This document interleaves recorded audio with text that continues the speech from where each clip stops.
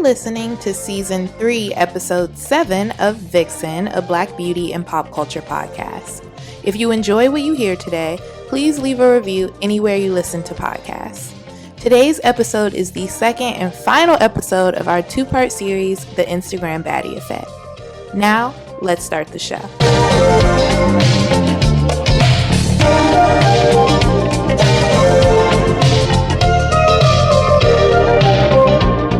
Hi guys, welcome back to another episode. So this week I'm going to get right into it because we do not have a second to waste. So if you need a refresher, last week we talked about the beginnings of Instagram, the women that broke through the app and made it what it is, as well as some of the negative effects the app has had on society, from the Instagram face, the filters, the popularization of plastic surgery amongst young Black millennials and Gen Zers. So that was all last week in part 1. If you have not listened to part 1, put this on pause, go back, play part 1, and then come back to part 2, okay?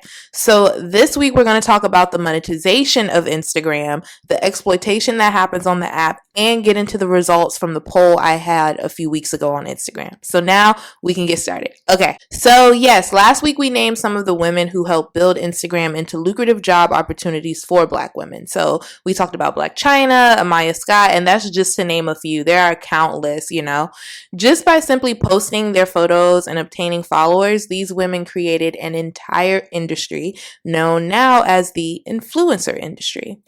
As time went on, these women were either replaced or joined by younger women. So after Black China and Keisha Dior, you had your Alexis Sky, Lyra Galore, Miracle Watts, and then so many more. There's literally a new Instagram baddie every single day.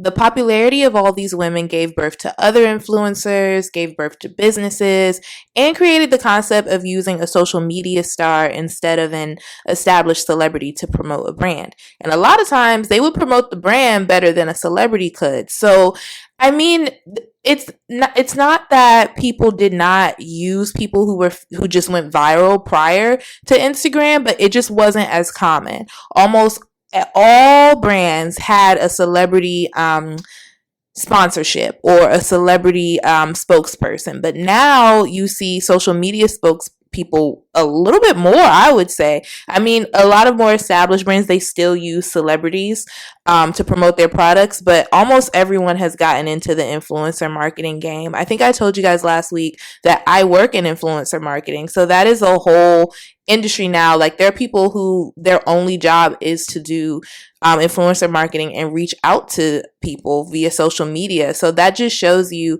how much, just the media industry and business has changed because of the popularity of influencers. And Black women were really the first to do this. So thank you, Black women, as always. All right. This angered a lot of people. Many folks felt away, and they still do today, when social media personalities started to rise up in the hierarchy. And this was really big in the modeling industry, especially. Like, I think this is probably one of the, they probably had the most people who were famous from social media start to infiltrate their industry.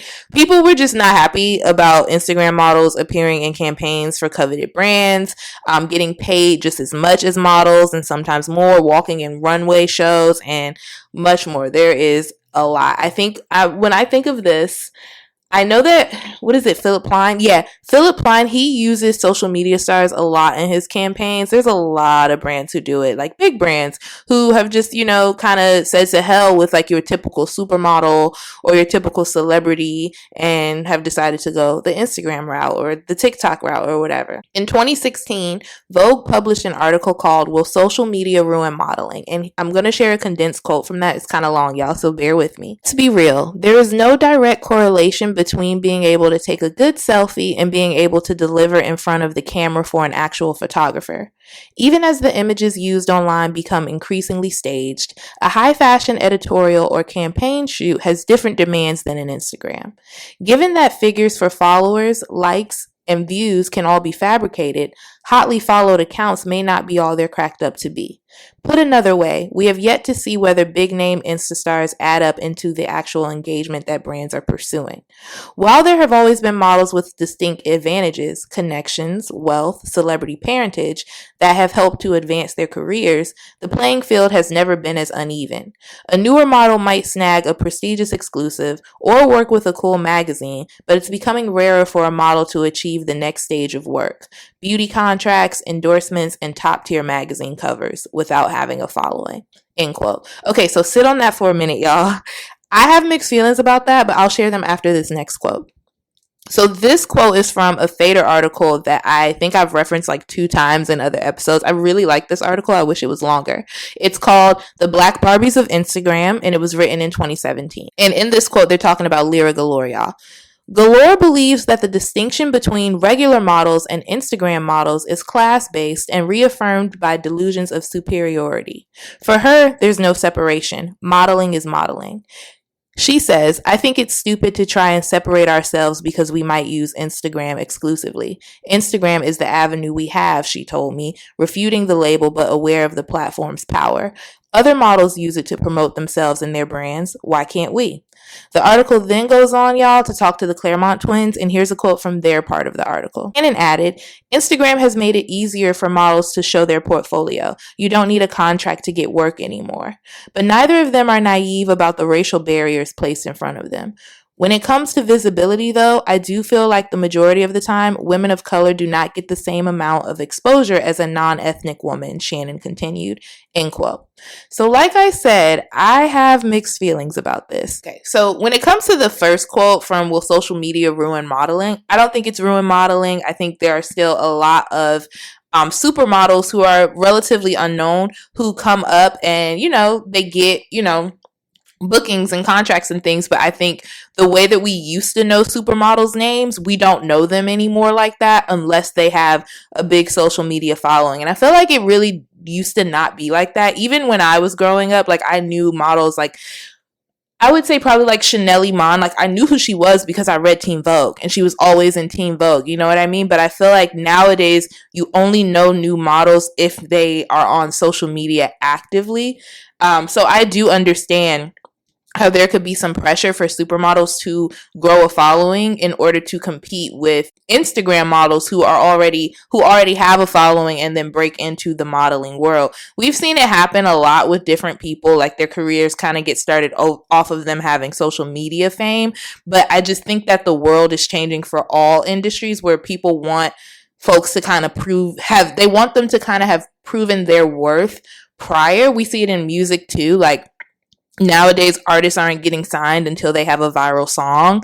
Like it's just it does make the playing field uneven, because if you're a person who has already invested a lot into your social media, you're already at a place where you're getting brand deals and then you break into modeling, it's very different than someone who is like a relatively unknown from like a small country and just was like spotted by an agent, which is how a lot of supermodels got on.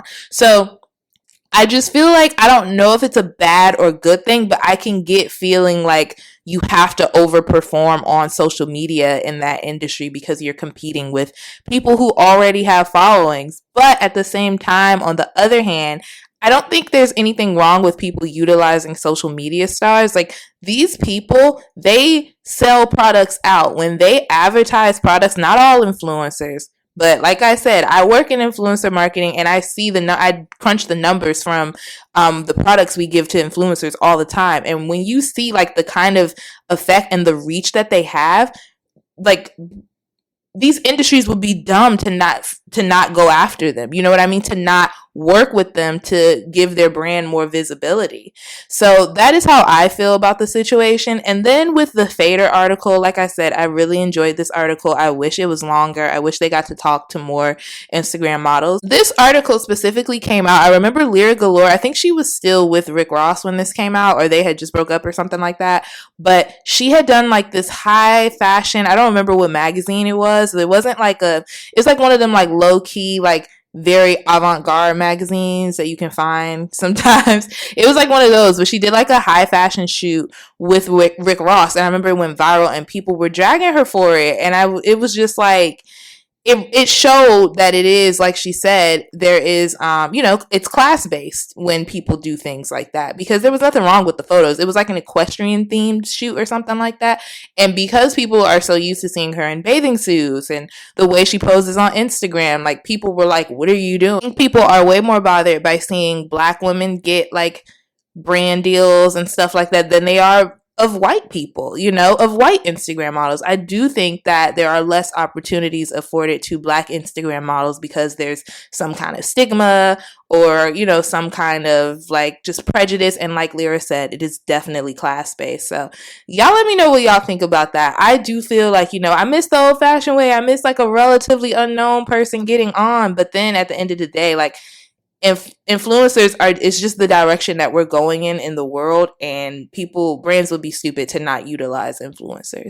So let's get into the brands that were launched following the success of many of our favorite Instagram models. So Instagram baddies popularized the selling of detox teas. I know y'all remember that. Hair vitamins, waist trainers, and really the reselling of fast fashion and like AliExpress dupes and all kind of stuff like that. So the waist trainer is one that I have personally felt absolutely victim to. I love me a waist trainer. I love a sweatband. Now, let me tell y'all this. I only wear mine when I'm working 8 hours a day, for 5 days a week. That's it. I do not wear it outside of that. There's a lot of issues with waist training, y'all, so don't be listening to Keisha Kaur, okay? She said just leave in your waist trainer and wear it for 23 hours. No, ma'am. That is not good. Like, you're crushing your organs. No. Please don't do that, y'all. So the Instagram girls really made this a thing by promoting different bands such as Waist Snatchers and What Waist, which I believe are both black owned, so shout out to them. I know that the What Waist owner never marketed her brand as like body modification or be like, oh, get skinny or whatever. It was kind of like oh, this is like a working out supplement and a good way to sweat when working out. Waistbands and waist trainers definitely took over Instagram. Every girl was promoting them. Everybody had a discount code for it, and then a lot of people started to sell them as well. So it kind of just caused a ripple effect. Like if you type in waistbands or waist trainer on Instagram, like in the hashtag section, I'm sure there's millions and millions of results because that just like went crazy. So that's another industry. That's an industry that was kind of born from the Instagram models promoting it, because that was not a big thing. I'm not going to say no company existed that sold them, but it was not a big thing, y'all. And then what else did we say? Okay, so detox teas. Oh my God. I could talk about detox tea all day because I had to do this really long paper in undergrad on flat tummy tea and like all of their FTC violations and things like that. But yes, detox teas were the absolute devil. Flat tummy tea was there were many brands of detox teas, but I think Flat Tummy Tea and Team I were the most problematic. If I remember correctly, their biggest problem, both of them, were that they often encouraged the influencers, especially Flat Tummy Tea, who worked with them, to not disclose that they were being paid for posts. So you know how now we have that hashtag ad thing, like you see the influencers do that, or they do like Fashion Nova partner or whatever. Flat Tummy Tea and them are the reason why the FTC started to enforce people disclosing that they, were being paid for an ad. So we have like the Instagram baddies to thank for FTC regulations, which is crazy. Like just to think about that, and Flat Tummy Tea and Team I, which was like their biggest competition, they always directly targeted black women. Like when they first started out, they always targeted the Instagram, and all of these companies did. The detox teas, the hair vitamins, the waist trainers, they always targeted black women who had a lot of followers who were black women or black men. And then once the black influencers got them popular, they started to utilize white influencers and things like that as well. So I believe that both of these companies are owned by white people. So sometimes when I think about that, I look back and I'm like, it's crazy because now you see a lot of white influencers promoting these brands,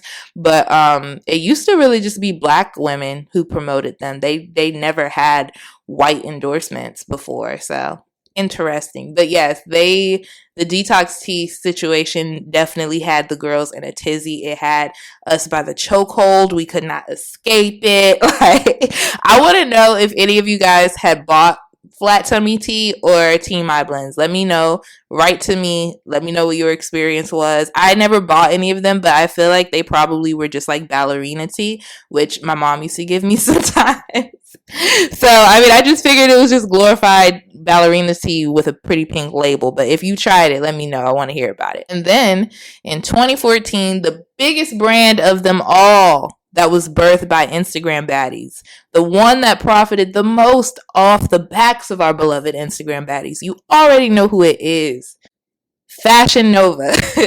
So by the time Fashion Nova joined Instagram, they already had 5 stores in various malls in California. I've never been to any of them, but I assume it was giving very love culture, mystic boutique, necessary clothing, rainbow, that kind of vibe. You know what I mean? Like those mall stores that you go to, like when you need a quick like little outfit for a party real quick, you need like a $20 bodycon, one of those stores. So if I remember correctly, they started off only marketing their jeans on Instagram. And I don't know, because I had never went to their website before when I first started to see them on the app, but I know that they specifically marketed their jeans. So I don't know if they only sold jeans online or if they just used that to get people on, or they were only using that as a marketing ploy. But if you know anything about their jeans, you know that they make jeans for the big booty, small waist, thick thigh girls, which is a direct way to target Black women. Now, I'm not saying that other women don't have that silhouette or that they don't look good in Fashion Nova jeans, but not being able to find jeans, let's just be honest, I'm going to put it out there, not being able to find jeans that fit properly is an issue that Black women have had while shopping for years. That is something that Black women have been complaining about forever. So I know deep down in my heart of hearts that was a method to directly target Black women. And it worked. It worked. Like I said, I don't know, because I had never been to their website at that time. I just would see the ads all the time and see the girls that they sponsored. I don't know if they only sold jeans at that point, but them using jeans as a way to like, I feel funny saying infiltrate the Black community like it's crack or something. No, like, but y'all know what I mean. Them using like well-fitting, good-fitting jeans to infiltrate the Black community, for lack of a better phrase. That shit was genius. I'll give it to him. I will give it to him for that. Here's a quote from a 2018 Quartz article called Fashion Nova Conquered Instagram by Embracing the Thirst Trap. The brand's success has had as much to do with its digital savvy and understanding of its customers as the actual clothes it sells, which tend to be cheap, fast fashion. But they cater to women many other brands still fail to design thoughtfully for. Those with full hips and butts and bust. Fashion Nova's clothes tend to highlight these features instead of regulating larger women to shapeless, matronly designs. Their clothing for these customers is similarly fitted and shows plenty of skin, end quote. But that's not the only reason why Fashion Nova continues to have Black women and women of color in a chokehold. Their clothing emulates the styles that our Instagram baddies wear, and they make clothes that fit them and fit their style and fit their bodies. So they already know, as in Fashion Nova, they already know that these girls' followers want to look like them. So they decided to make themselves the direct source so that everybody can fulfill their Instagram baddie desires, which was very smart. And also everybody has access to the looks that their favorite social media stars and celebrities once celebrities join the Fashion Nova wave wear, and we can dress just like them now. So I think accessibility is a big part of it as well. So it's not only just like we want to look like these Instagram baddies or whatever. It's also like we have access to the clothes that people we look up to wear. Like when I was in high school, I really wanted this dress that Vanessa Hudgens wore to, like, I don't remember how old she was turning, but it was one of her birthday parties. I wanted to wear that dress to prom, and it was so hard. And mind you, I graduated in 2011. So it was so hard to find like who made that dress. But once I found it, oh my God, I bought it immediately because I wanted it so bad. But now you don't have to do that because a lot of celebrities and social media stars wear brands that are fast fashion or just have a lot of accessibility. And it's also easier to find them as like the internet gets better every day. So, I mean, and a good example of a Fashion Nova dress that went viral, like when Kim Kardashian wore that pink spandex dress, that hot pink spandex dress with the cutout in the front like 3 or 4 years ago. when she wore that, I don't think that she said it was Fashion Nova, but remember there was like a little scandal with them as far as like them not disclosing that they were wearing Fashion Nova or something like that. I don't know. I just remember it was something crazy. But anyway, when she wore that dress, everybody bought that dress. I actually had that dress as well. I think I had it in orange and pink. Everybody bought that dress. So it just shows like that accessibility can go a long way. And that is why Fashion Nova is so successful, especially like for Black women, with them making clothes that fit our bodies. So in order to further appeal to Black women, Fashion Nova started to take out ad space on pages that share Black content, like the Shade Room, and that is the first place that I ever saw them. And they started to hire Instagram models to promote their clothes. They were the first brand to really target this section of Instagram, like the Instagram baddies, Black women. And this helped them go from random mall store to a cult favorite in literally like 3 years. So their rise has been very crazy to watch, because I remember just seeing their jean ads on the Shade Room and then starting to see them reach out to different Black influencers that I follow. And then now they're Fashion Nova, as big as they are. One thing that's important to note here is that Fashion Nova CEO, Richard Sangian, I believe is how you pronounce his last name, he does not disclose the company's earnings and revenues often. Now, remember this for later, okay? So as far as brand deals with the influencers, there's usually two types of ways this could work. Fashion Nova would send influencers free clothes and a 15% off discount code. I remember it was always 15% off, in exchange for photos that they would repost to their Instagram, as well as use them as product photos on their website. Or they would send the free clothes, give the discount code, and then pay the influencer per post for tagging them. I think now they pay for posts by follower counts, which is what my company does. Where people who are nano and micro influencers, and maybe even some macro influencers, might be getting free clothes, whereas anybody with a higher count than that is probably getting paid. Now, with Fashion Nova specifically, I personally believe in the early days that they were giving everybody just free clothes and nobody was getting paid until celebrities signed on. But I think that people would be okay with that because Fashion Nova had amassed a lot of followers very, very quickly. And I think influencers were like, that would be a win-win for me. If they wanted to expand their audience, plus they got free clothes. Now, that's just a theory about them starting off not paying anyone, but I only think that because Fashion Nova undervaluing their Black influencers has been well documented. That is why I think that. So remember I said the CEO isn't very open about their earnings? Well, a few years ago, I had to do a different paper in undergrad. It was a long ass paper. It was like 15, 16 pages, y'all, on Fashion Nova. And there was nothing about the company's finances out then. And this was like, I'm trying to think what year that was. Maybe like 2017. And there was nothing about their finances. Zilch. You just did not see it. Okay. Like you couldn't find anything. I think he recently started to be a little bit more transparent, but they're still kind of vague about their earnings. Now, one could argue that they don't want to let us in on their finances because the influencers they work with would be like, hey, so y'all are paying us in Trident layers, but this is how much money you're really making. And then they would have some explaining to do. I just feel like they are being strategic by not sharing their finances, because I do think that they're still not paying a majority of their influencers, especially their Black ones. But I digress. Before we get into that tea, let me share a condensed quote from an interview BuzzFeed did in 2017 with a couple influencers who work with the brand. Yvette Saucedo, a fashion blogger with more than 329,000 Instagram followers, has worked with Fashion Nova for 2 years. Saucedo described her agreement with them as simple. A representative emails her about once a month to get her clothing order. So she picks out anywhere from 10 to 15 items and then posts a picture to Instagram wearing the products. She said no money changes hands, just free clothes.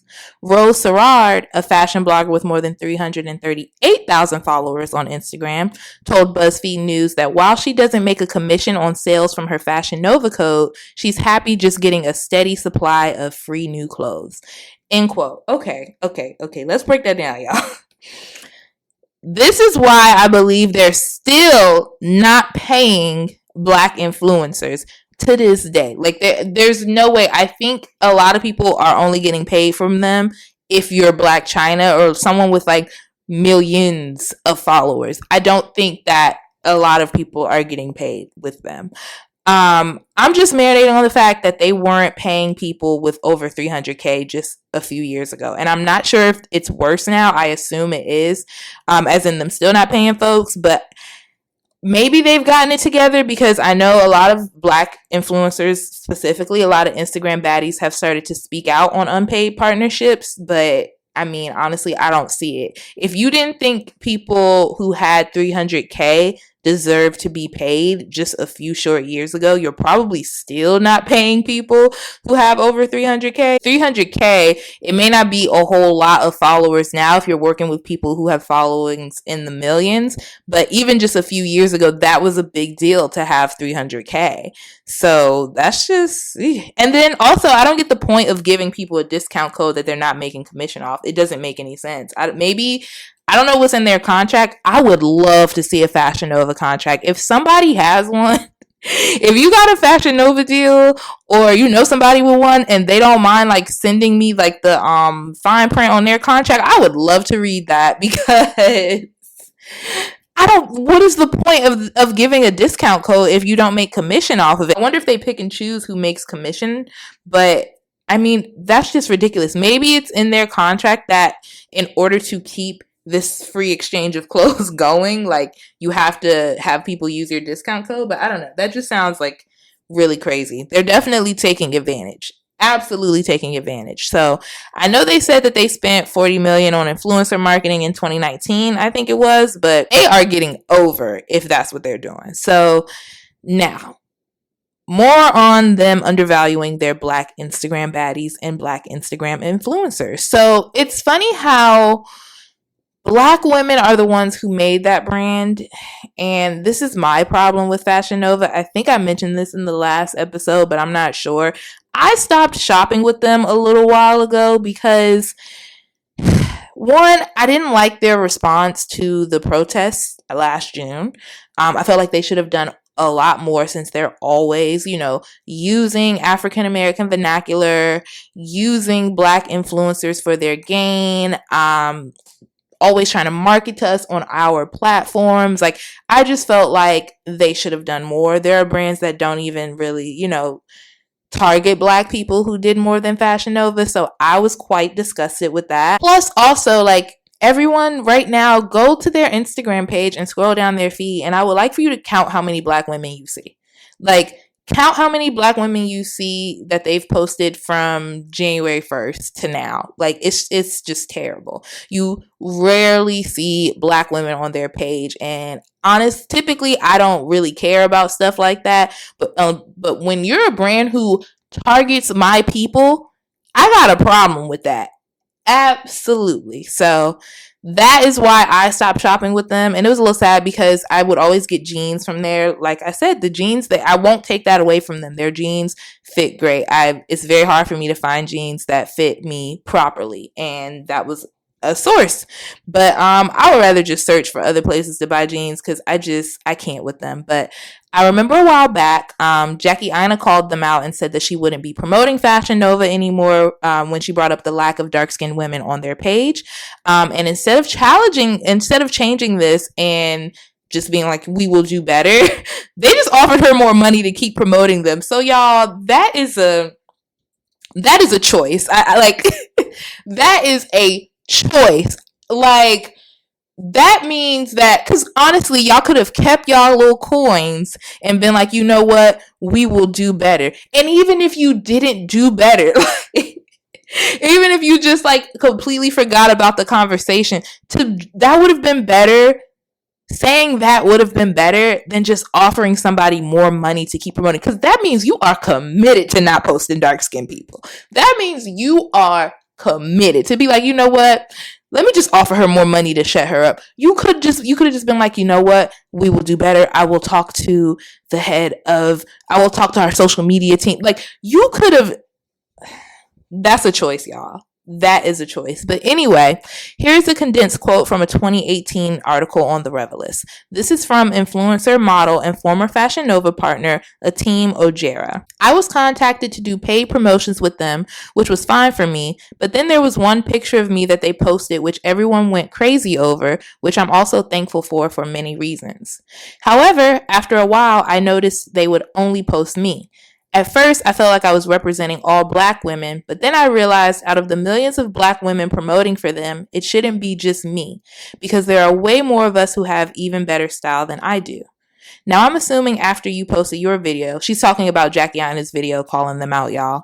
Due to the comments under my pictures, they contacted me asking if I wanted to be an official model for them for their website and commercials they had. I was honestly so excited at the time because I was oblivious and genuinely thought they wanted me to be their sole representation.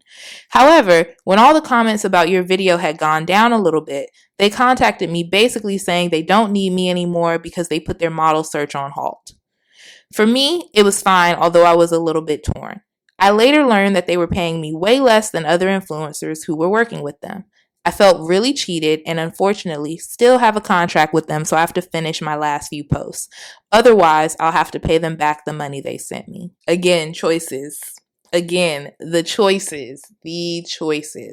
Like I said, this is a brand that is committed to not really supporting Black women. This is a brand that is committed to utilizing Black women so that they can get Black dollars. But they not really messing with us. I like, that's just, there's not even too much that I can say about that because it really shows who they are to utilize this woman and then basically be like, you know what? No, we actually don't need you. Because Fashion Nova has hella money. They could have still had this shoot with this girl and saved her photos for later, used them for something else, found a way to repurpose them. Like when you work in marketing, in social media, you can find a way to repurpose your content 20, 50 different ways, you know? So that's not a problem. And it's not like they wasting money on a photo shoot. Y'all got millions. You said you spent $40 million on influencer marketing in 2019. You got money to have this photo shoot. Y'all ain't losing no sleep over having this photo shoot. So for the way that they move, that to me shows a commitment to not, you know, promoting the Black women who promote them. And I believe, and now I would love to see a breakdown of this. And, but I'm pretty sure my theory, I totally believe that most of their money is coming from the Black community. Absolutely. And if it wasn't, I would be very surprised. And I would like to see the Carfax on that because I personally don't really see. Now, I don't really follow any white women influencers. There's like a few that I like a little bit, but I don't really follow much, and the ones that I follow, they don't wear a lot of fast fashion, so I don't be seeing white women in Fashion Nova. And even when I'm just scrolling through Instagram, I don't see white women in Fashion Nova. The people I see in Fashion Nova are always Black women or Hispanic women. Sometimes and then I be seeing Asian women, but that is pretty much it. That's who I see wear that brand. And it's mostly Black women. So for them to be so committed to not, you know, promoting Black women on their platform is just, that's sick to me. That is sick to me. Now, if it was another brand, like, for example, let me think of one of their competitor brands, like Pretty Little Thing or Boohoo or something like that. So I'm trying to think of competitors of Fashion Nova. The first people that come to mind is Pretty Little Thing and Boohoo. So, which I think they're owned by the same family, actually. So Pretty Little Thing and Boohoo, right? They're not really, they target Black women, but they don't directly target us in the way that Fashion Nova does, right? So that is why Fashion Nova is very offensive, in my opinion, because it's like, y'all don't even, like, y'all got some nerve. That is how I feel. Now, I hope a lot of these articles and instances, this stuff happened in 2018, 2017. I hope that they've gotten better with the way that they treat the Black influencers that they utilize. I mean, like, I hope so. But for me personally, I'm just kind of staying away from them for a little while. But like, if I see improvement, it is what it is. But it just really grosses me out.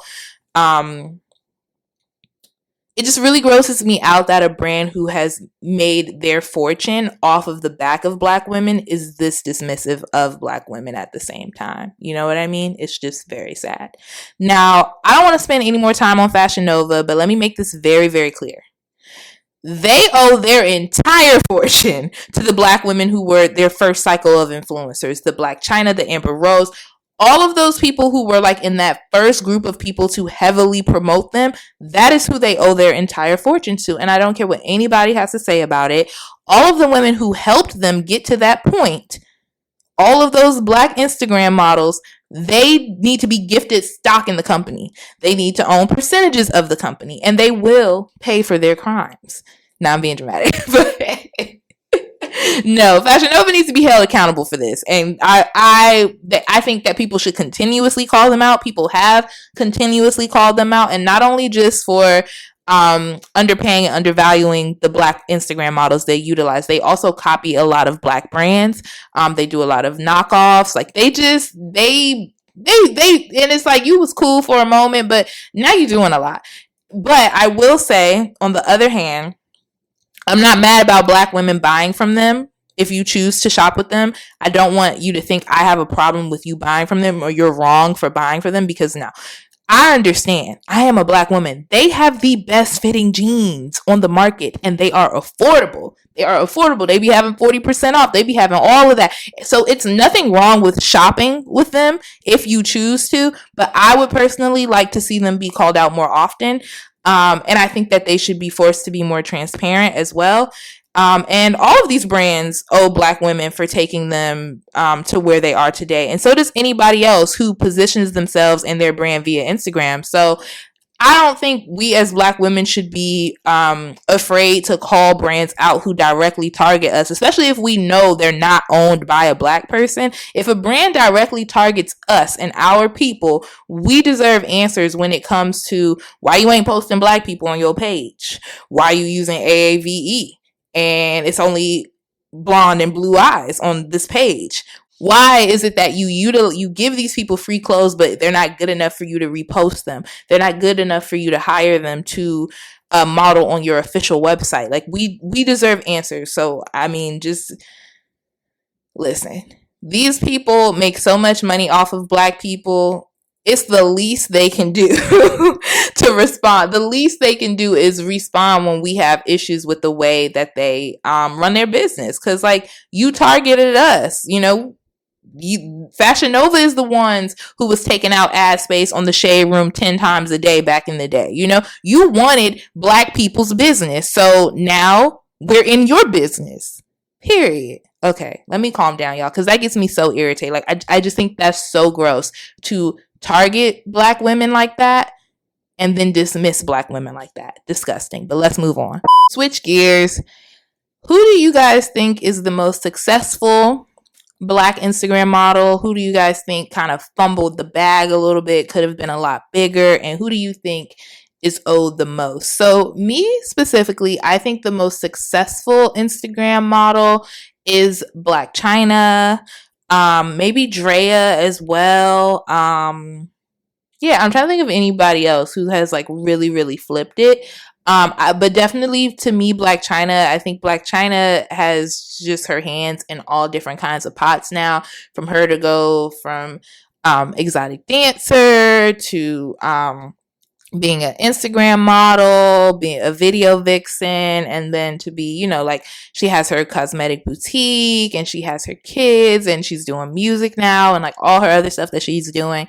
And I mean, everybody has a partnership deal with her. Like, she has all of the deals. So yeah, I mean, I think that Black China, I would say Black China is probably the most successful. Who lost their way? Let me think. Maybe like Taz's Angels. Like I feel like Taz's Angels was a huge thing from like 2013 to 2017. And then once all the girls left, it kind of like, I don't know, it just kind of like went to shit for them. I don't know. I feel like they didn't utilize their fame well enough. And when I used to follow them, I feel like they were always trying to keep everything in house, which was cool. Like they were trying to do their own clothing line, their own this, their own that, which was cool. But I remember they would like openly diss other brands like Fashion Nova and Victoria's Secret and stuff. So they kind of never got any partnerships or any money off of Instagram because of the way that they would like dismiss other brands. So I would say they probably fumbled the hardest because they were super influential. Like if you were around at that time, you already know like Taz's Angels was the shit. So I would say they probably fumbled the worst. Who is owed the most? Like probably again Black China. Like I don't know. Like I feel like we've talked about her a lot. I have to do an episode on her. I feel like Black China's probably owed the most, just from like her style evolution, the way she looks, and I think that a lot of people like kind of framed themselves after her. Like she was the blueprint for Instagram models, and a lot of people try to be like about their business like her. And she just, I don't know, she has one of those personalities where like, I love how she doesn't really respond to anything. It's like, no matter what's going on, like no matter what she's in the news about or whatever, she just keeps posting her little ads and going on about her day. Black China is a queen about a check, okay? I love China. So I want to know what y'all think. Before we get into the poll results, y'all, let's talk about this condensed quote from a Fashionista article called The Rise of Instagram Brands. This was written in 2018. We all know that Instagram is changing the fashion industry. It goes without saying that a strong Instagram presence is a crucial component to any fashion brand that aspires to any significant measure of success. And that influencer marketing has become one of the most effective methods of building awareness and driving online sales. But all of these factors, in a time when both the traditional fashion calendar and the wholesale model have become less relevant, seem to have converged to create a new wave of Instagram brands which use the platform as a primary launch pad. There's also the fact that feeding into this cycle of styles being trendy and popular on Instagram for a blip doesn't really align with sustainability. While some may say that Instagram creates opportunities, critics and stalwarts of the old-fashioned system might argue that it's ruining, well, everything, and allowing people without any training to become successful without paying their dues. So is that leveling the playing field or cheating the system? Like so many things about the fashion industry, that's probably something we'll be debating for years to come, end quote. So what do you guys think about that? Do you guys think that Instagram has helped or ruined things? Do you think that, you see so many Instagram brands pop up because of the success of others? Black Instagram models, influencer marketing is an entire industry because of them. I personally think that Instagram is not, I don't know if it's ruining things. I'm sure it is ruining some things. I don't really think it's ruining fashion though, but I think it's ruining maybe like people's beauty standards and like what we talked about last week with, like the popularization of plastic surgery amongst young people and a couple other things, but I don't know if it's necessarily ruining the fashion industry. I think it might be helping it, especially at a time like this in a pandemic. I do think there is a little problem with sustainability on Instagram because I looked at my closet last summer and I was like, I have a lot of stuff that I wore once and probably will never wear again, or that I forget that I have. So I've been trying to just shop and only buy like more classic pieces and just only buy things that I know that I can think of off the bat 10 ways to wear. It's hard when you see like your favorite Instagram baddie in like this really cute cutout lace up dress. I'm literally describing a real dress that I saw that I thought was super cute.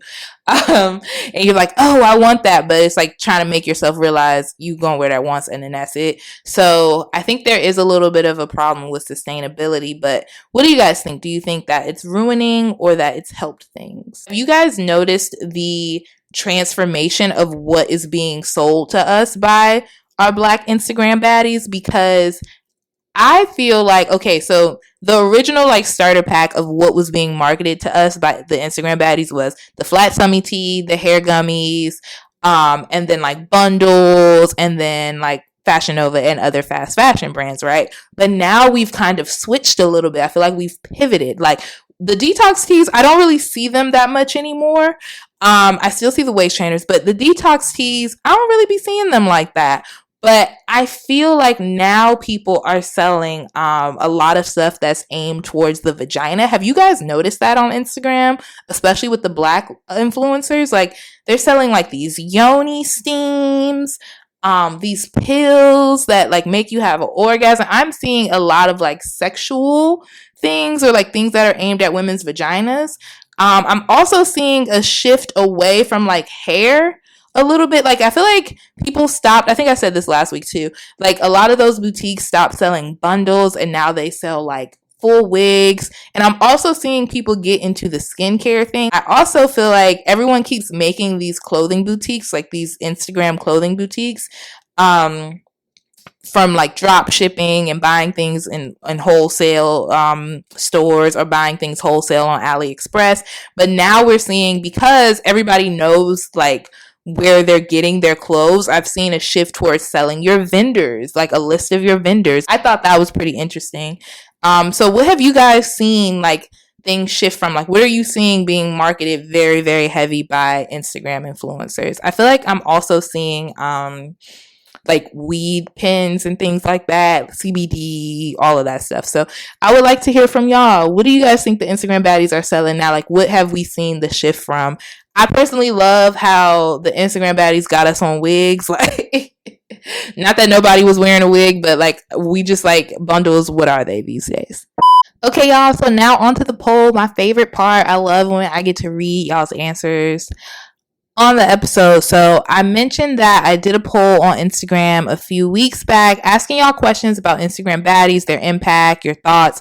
This was one of my polls that had the most participation that I've ever seen. Like I think it had more than the poll I did for the Living Single and Girlfriends episode. And I got some really interesting answers. So I definitely wanted to make sure I shared with y'all. So let's go.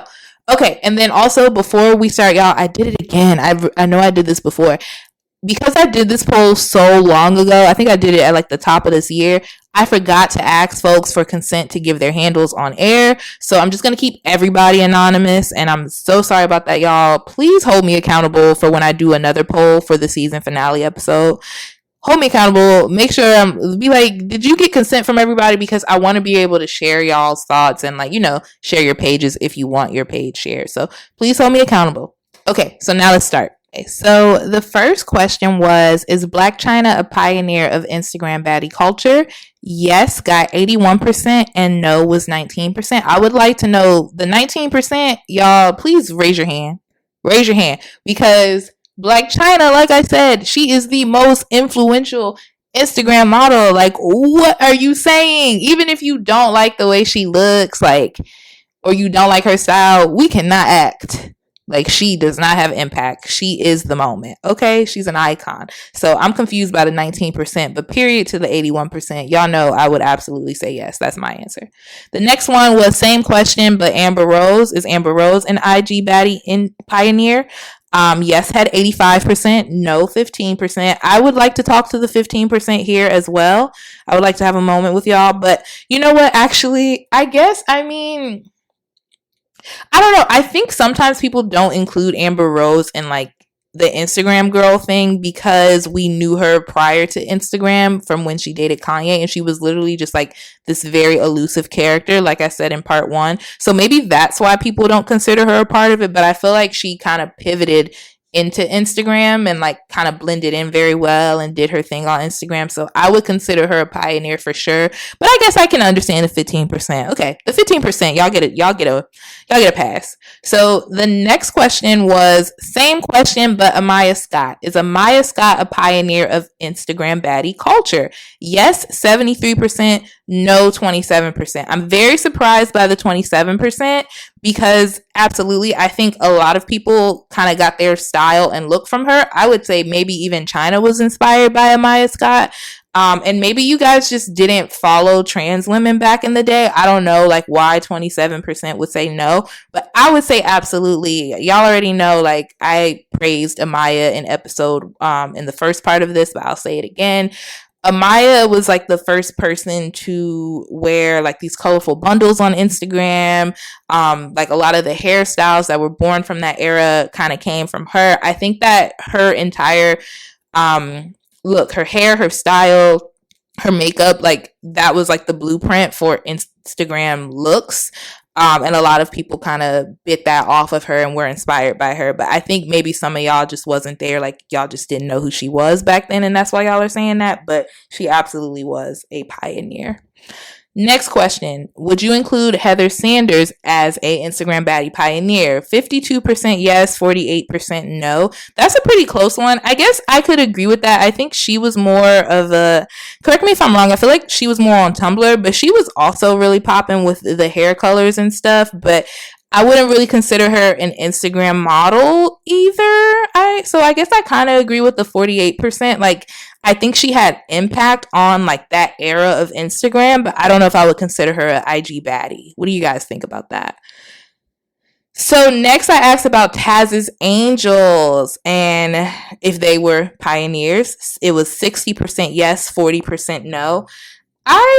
I feel like, yeah, they were. I think they were the ones who fumbled their bag the worst. Like, that's what I said earlier in the episode. But I feel like absolutely. I think that they had a lot of influence. As far as like people really wanted to hang out with them, people really wanted to be like them, I don't think people really wanted to dress like them. They didn't really have like fashion, like they weren't giving me fashion, right? They weren't giving us fashion, but they were giving the girls Playboy Bunny. So they were giving the girls workout culture, fitness culture. So I feel like that is, they had a lot of influence in that realm. But if you don't consider them Instagram baddies, I guess I kind of get it. But I feel like they definitely had Instagram in a chokehold at one point. Like even Black China was chilling with them. Amber Rose has chilled with them. A lot of the girls have, chilled with the Taz's Angels. So I agree. I think they are pioneers.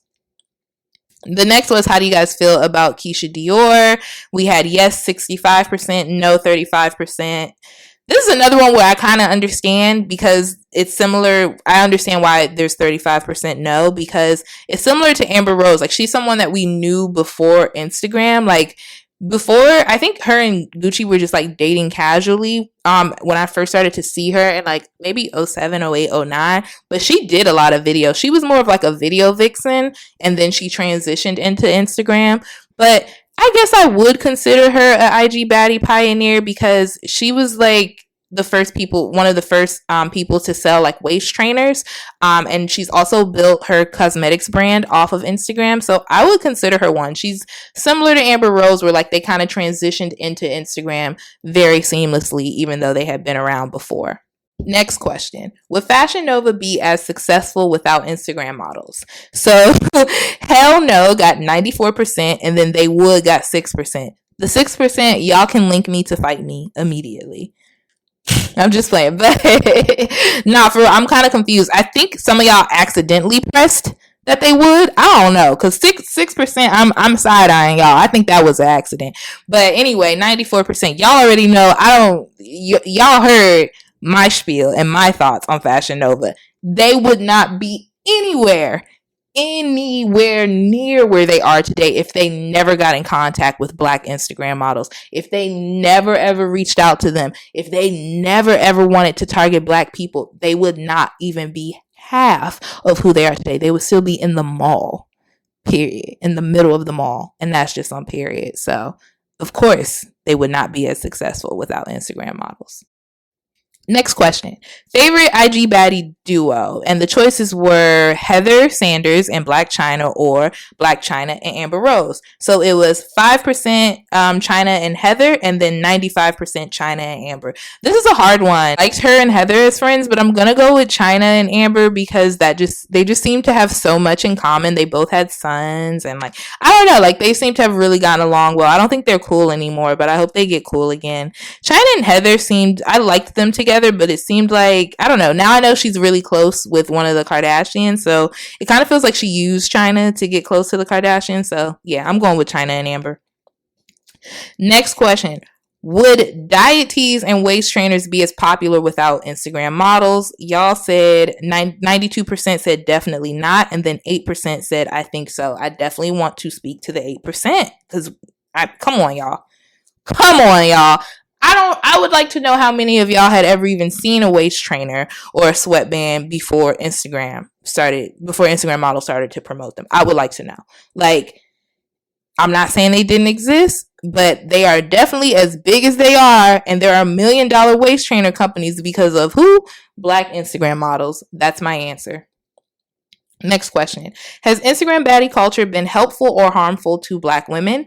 22% said helpful and 78% said harmful. This is one that can really go either way. I feel like it's been helpful in certain ways and harmful in others. I think the harmful part of it is the body standards. A lot of people, I feel, might have developed body dysmorphia from seeing a lot of Instagram models. And I think that it can be harmful if they are promoting a certain type. It depends on which ones you follow, but I feel like if a certain lifestyle is being promoted, I feel like that can, there are a lot of young impressionable girls on Instagram that can be kind of, a lot of people on Instagram can't just take things as face value and realize that everybody's putting their best foot forward on Instagram and that you're only seeing the highlights of people's lives. But, and because there are people like that who can't take it apart and, really see it for what it is, I think it can be especially harmful to them. On the helpful side, I would say I love that Instagram. I love that these Black women have built up Instagram for themselves to be so lucrative, and they can live their lives very comfortably based off of, posting pictures, which they was going to do anyway. Like, I think that's helpful. I think that a lot of Black women have been put in a position to take care of their families and take care of their children and themselves based off of Instagram, and I can't knock them for that. And they've also created a whole industry that is extremely successful and is thriving right now. So I think that's the helpful part as well. Then I said, who else would you call an IG baddie pioneer? And I'm going to share some of the answers to that question. So I see a lot of India Love, and I agree with that. India Love was said like 7 times. Like I said in the last episode, I think it was a little too old, like when she came on the scene, but I do remember seeing her photos all over Tumblr. So yeah, somebody said she's India Love. She's an OG. India Love. India Westbrooks. And someone said India Westbrooks. I remember coming across her during my middle school days on Tumblr. Yes, she was all over Tumblr. And then someone said India Love is more Tumblr, but I would suggest her. Yeah. And then someone said India Love since Tumblr days, honestly. Yeah, she was in here a lot of times. Actually, way more than 7, maybe like 15. Wow. Yeah, I guess I didn't think of her because I always think of her as Tumblr, but I agree. I definitely agree. I remember she had that show on BET with her family. Who else? I see some Miracle Watts. Love me some Miracle Watts. Miracle is so gorgeous. Would definitely say Miracle. Someone said Cocaine Lorraine. I had to Google her because I didn't recognize the name. And when I did, I was like, oh yeah, I remember this girl. She had the freckles all over. She's really pretty. Drea, yes, absolutely. Bernice Burgos, yes. What else did they say? Melissa Ford, Melissa Ford, not really. Melissa Ford is more video vixen era. I wouldn't really call her an Instagram baddie. The Claremont twins, yeah. Who else? That's pretty much it. It's a lot of repeat of Drea, Bernice, Miracle. I would also say Lyra. Like, I feel like Lyra, has impact.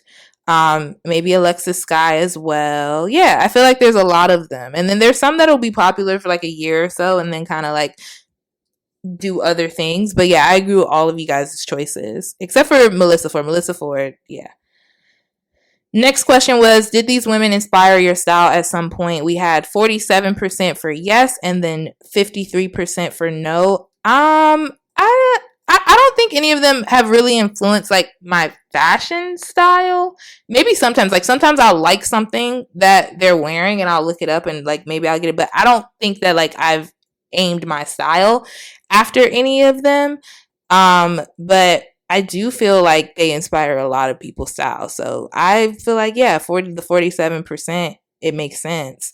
I'm trying to think of like some things that I've bought that based off Instagram. I've definitely bought the waist trainers. I said I've fallen victim to that. Love the waist trainers. Next question was, how do we feel about women who copy the aesthetic, aka black fishing?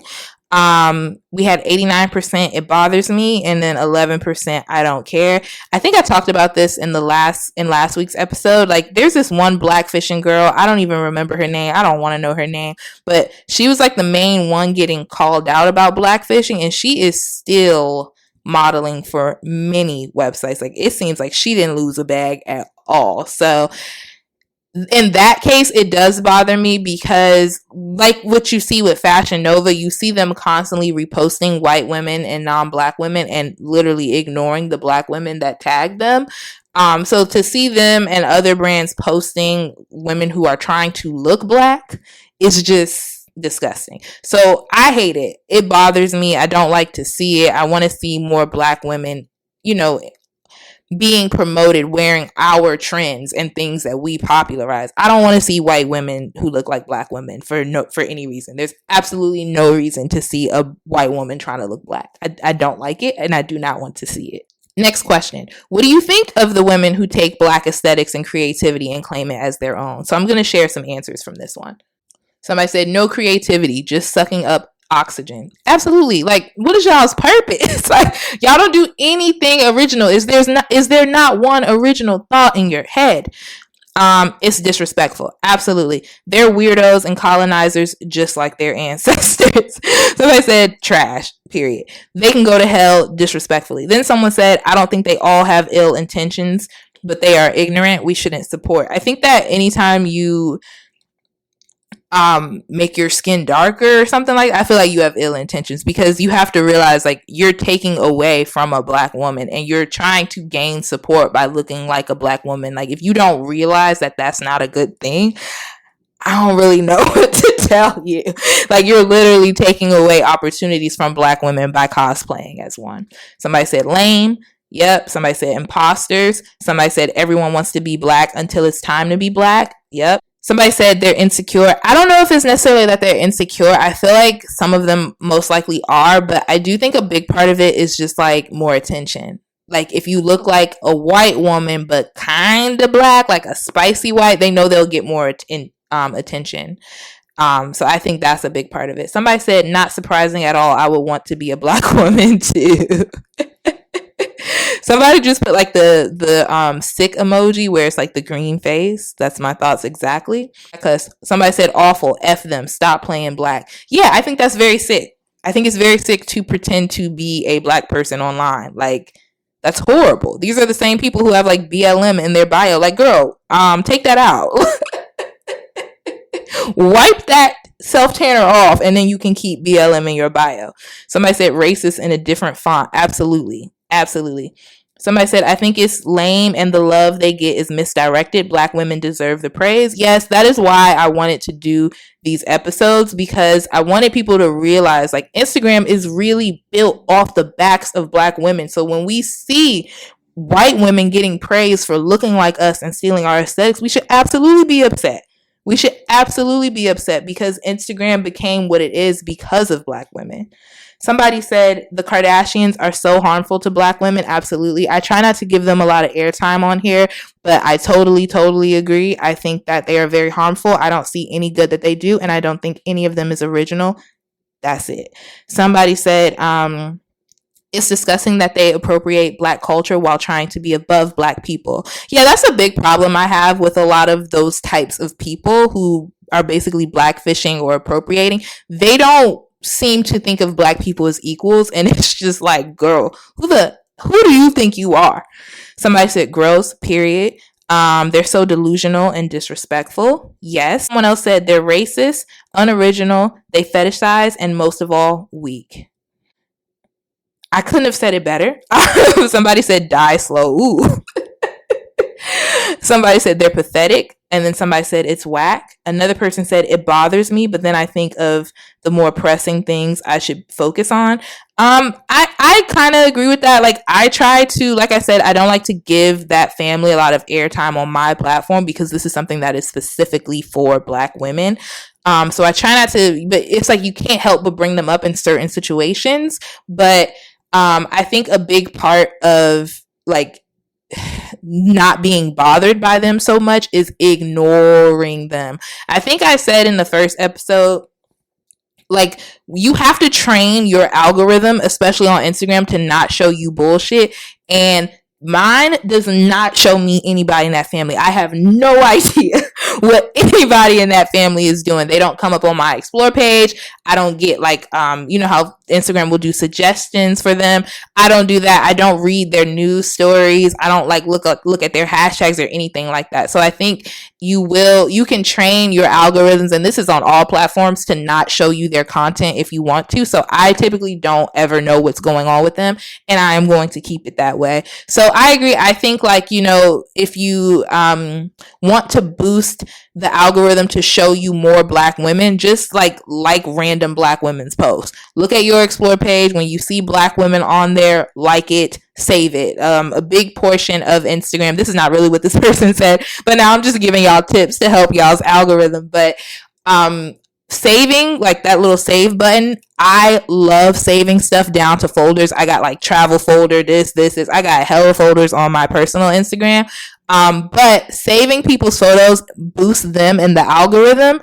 So the more saves, comments, the more saves and shares, I think, are the two biggest right now. It boosts that person's content. So if you want to see more Black women in your explore page, you feel like you're seeing too many non-Black women, that's a good thing to do. Go down your explore page, and when you see Black women, like and save their posts. Like and save. If it's a good photo, you like it, you want to, you know, use their outfit as later inspiration for yourself, or like, oh, you want to go to Tulum or something like that, saving Black women who went to Tulum, like, save their posts, because that's going to teach your algorithm that is what you want to see. So now on my algorithm, that's really all I see is like travel posts, Black women living in luxury, Black women with good style, and food. Because that's what I want to see. So yeah, you know, you have to train your algorithm to show you what you want to see. But anyway, let me get back to these responses. Somebody said burn them. 2 people said disgusting. Somebody said they need to pay reparations. Absolutely. I think all of the brands that we talked about earlier, those they owe Black women money, especially Fashion Nova. Someone says trash. Someone says ban them. I'm tired. Someone said it's frustrating, but luckily we always evolve and are on to the next. That's the great thing about being a Black woman. Like, we constantly reinvent ourselves and invent new trends. So, I mean, even with they still, a lot of times we be off that and on to the next. Someone said colonial mindset. Absolutely. I think that Black women are on a lot of people's mood boards. The Instagram baddies, the Black fashion influencers, I think they're on a lot of people's mood boards, and they get ripped off all the time. We've seen it.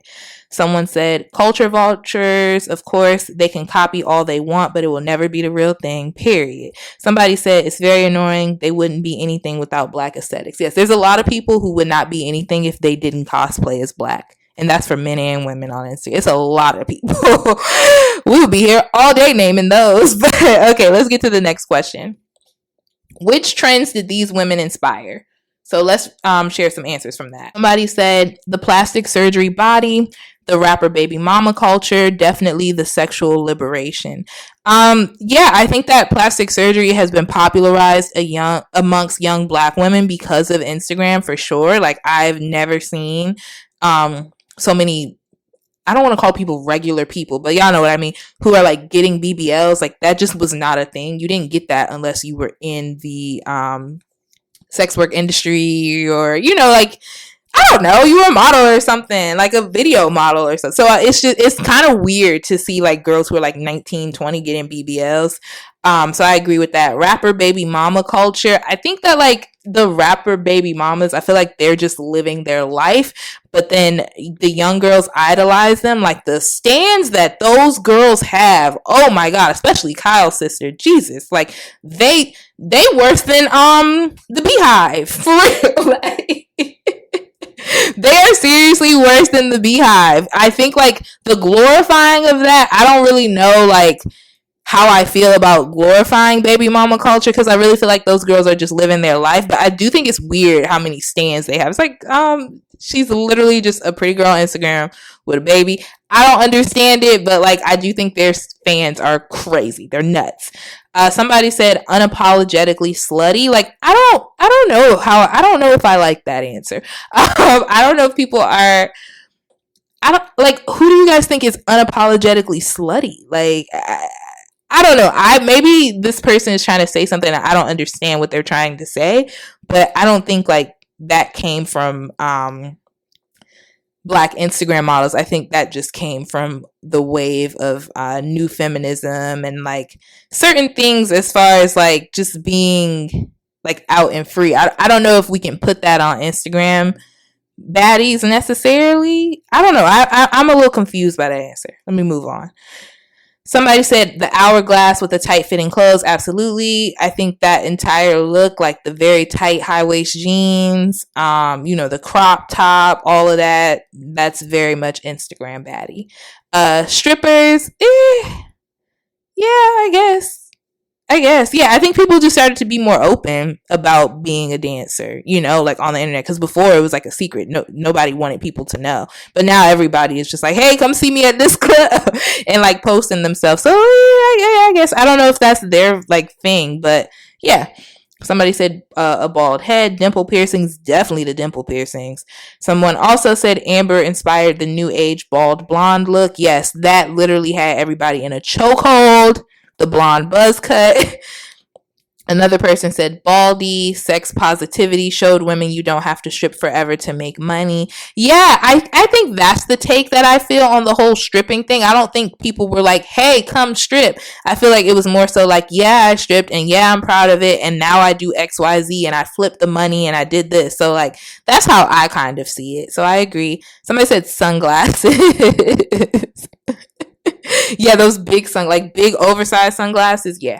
Dimple piercings. Yes. Wigs, makeup, sexuality. I think wigs were definitely popularized by Instagram baddies. Makeup, not necessarily makeup, but I think there is Instagram baddie makeup.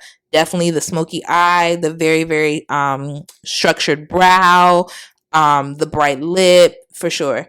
Somebody said in words, get to the bag, but also make your own bag when you see opportunity. I would say, yeah, absolutely. Absolutely. I think that like people are more open about wanting to deal with men who have something going on. And I think that was also inspired by them. And then making your own money. Somebody said pink lips. That's what I was thinking about when I said colorful lips just now. Like, y'all remember Max Snob? Chokehold. Somebody said the BBL body shape. Absolutely. A lot of people I see who get BBLs, like just scrolling down the timeline, like, you didn't need that. Or like, why? What you about to go do with that? Somebody said butt jobs, injections, and dimple piercings. Yes, the ass injection thing is just so harmful. I talked about it in the first part of this. Let me know if y'all want a full episode on it, but please don't do it. If you see someone doing butt injections, run. It, like, have y'all ever seen somebody who had them in person and like who had botched ones? Like, it's not good. And like a lot of times people's are fine for years and then all of a sudden they develop an extreme infection. It's just not worth it just to have an ass. Yeah, I mean, like, look at what K. Michelle went through. The last one was surgery and empowerment of sex workers. Yeah, I kind of agree. I think the empowerment has come a little bit, but I don't know if people are necessarily telling people to get out there and do it themselves. I think that that's coming from another group of people. But surgery, yes, definitely. We talked about it in part 1. Next question was, do Black women deserve more credit for making Instagram what it is today? 99% yes. I'm very proud of you. The 1%, I have no idea who you are. Y'all already know how I feel about that. Absolutely. Absolutely. Someone said, and then the next question was, which Instagram baddie had the best glow up? Here are the answers. Heather Sanders. Yeah, Heather Sanders was like, yeah, I think her look just kind of changed with time. I agree. Amber Rose, I feel like Amber Rose was always a bad bitch. Like, I don't think she like had a glow up. She was never like, as long as we've known her, she's never been like down. Keisha, I think they're talking about Keisha Dior. Keisha is another one that's kind of always been a bad bitch. Jada, yeah, I actually looked up Jada. And she has a lot of influence. Like I should have brought her up when I was talking about like influencers bringing brands more money than actual celebrities. I think she is, personally, like from like the way that people sell their products out after she promotes them. I think that she's probably, making a lot more commission than celebrities. So yeah. The next question was, Are the terms bad bitch and baddie AAVE, aka African American vernacular? I had to ask y'all that because I wanted to see how y'all felt about it, because personally, when I talk about Instagram baddies or whatever, I'm always talking about black women because that's the only ones that I follow, but I realize that some people might be talking about women of other races, so I just wanted to see where y'all was at on that. We had 90% yes and 10% no. I agree. I mean, like, I don't understand the 10% because those are terms that were literally created by black people. So it is AAVE. I mean, like, we're the ones who made it up, so it is. But I guess I don't think there's a problem with referring to other women with these terms. But for me, I'm always talking about black women when I say them. And then the last question was, overall, what are your thoughts on Instagram baddie culture? And I'm going to share those answers. Number 1. When it's black women, it's great. When it's non-black, it's terrible. I gotta agree with that one. I don't like the white women and non-black women who look like black women on Instagram. I do not like it at all. Someone says, I got on them late, but the black baddies influenced my style and my head, not my pockets, though. Someone said, I'm young and sexy, and I like seeing women who look like me. I agree. I love seeing beautiful black women. Like, I just love it. I'm a fan, even if their style is different from mine. I just love to see beautiful black women living their lives, being girly, taking a part in certain stuff, making their own money, doing their things. I just love to see black women from all walks of life doing their thing, not just Instagram models. But I agree, you want to see like a young, sexy black woman having fun. Like, I agree. Somebody said, I love how being sexy and rich is more respected and viewed as an influencer. Yeah, I agree. I mean, people are like, oh, they don't do anything. And I'm like, they don't have to do anything. If you could make money off of just posting pictures and looking pretty, you would do it too. Who wouldn't? So I agree. Someone said, kind of tired of it, but thankfully I don't follow any of them. I think that there's a lot of them that don't. I think when people say things like that, they're thinking of ones that like overly promote sex. And I honestly don't feel like a lot of them do. I think that's like a different kind of section of Instagram, but I feel like a lot of them just wear cute outfits and cute bikinis and post. Like, I don't think they're too overly sexual, but let me know what you guys think. Somebody said, I love it. It opened doors for a lot of black women. I agree. Like I said, I think a lot of them are able to take care of themselves and their families based off Instagram, and they've built entire businesses and empires off of Instagram, which is a good thing. That's a win-win. Someone said, I personally don't entertain it, but black women did make it. Harmful or not, they shaped Instagram. I agree. Even if you don't like, the whole Instagram baddie thing, like, they definitely shaped Instagram. Instagram owes them money. Someone said, I think it's great black women have been able to profit off being hot. They deserve more. Period. I feel the exact same way. I think black women profiting off being hot is just like, it's just like, white women been doing it forever. They've been doing it forever. Women of other races have been doing it forever. So why not black women? And someone said, it's become the new trend, and like others, it will eventually end. I think that as long as apps like Instagram exist, it's not going to go anywhere, because everyone wants to see someone that they're either attracted to or like a look that they can aspire to. And like, people like to see people on the other side, people who have different lives from them. So I'm not sure if it's going anywhere, as long as there are apps like Instagram where people showcase their life through images and videos. Someone says, it definitely makes regular people feel like they should live and look like celebrities. I agree. I think that there's a lot of pressure based on Instagram, and I don't know if this is only with IG baddies, but I think there's a lot of pressure on Instagram to look rich. And I see like these kids are like 22 and 23, and they're like, I just bought my first house, catch up. And I'm like, oh my God, relax. Or they feel like they're like failing if they don't have this, and everyone wants to start their own business and be a CEO. And I just feel like that's not realistic. Like, some people have to be workers. There's nothing wrong with wanting a 9 to 5. There's nothing wrong with being happy having a 9 to 5. You start a business if you're passionate about what you're doing, not because you want to flex for Instagram. So I agree. I think a lot of people do feel like they have to live like celebrities. A lot of people will rent cars and do this and do that to appease people on Instagram who for real don't even care for real and, in real life. So yeah, I do think it has influenced people to act like celebrities, but I think that's just Instagram culture in general. And then for my personal thoughts, I just feel like, whether you respect these women or not, we can't say that the Instagram baddie movement is not a part of Black women culture. I think, we built that based off our looks and our impact on fashion and trends and style and makeup and everything else. So this is a part of Black women's culture.